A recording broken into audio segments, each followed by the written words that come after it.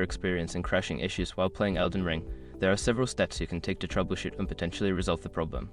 Follow these steps for a quick fix. Step 1. Update your graphics drivers. Ensure that your graphics card drivers are up to date.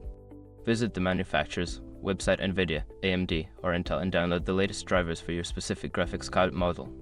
Step 2. Verify game files. If you're playing on a platform like Steam, use the built-in feature to verify the integrity of the game files. This process will check for any missing or corrupted files and replace them automatically. Step 3. Adjust graphics settings. Lower the in-game graphics settings to reduce the load on your system. This can help prevent crashes, especially if your hardware is struggling to keep up with higher settings. Step 4. Disable overlays. Turn off any overlays from applications like Discord, GeForce Experience, or Steam. These overlays can sometimes interfere with game performance and lead to crashes. Step 5. Check for background applications.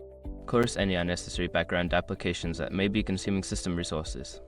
This includes web browsers, streaming software, and other games, which can impact performance and stability. By following these steps, you should be able to reduce the crashing issues in Elden Ring. If problems persist, consider reaching out to support forums or the game's official support for further assistance.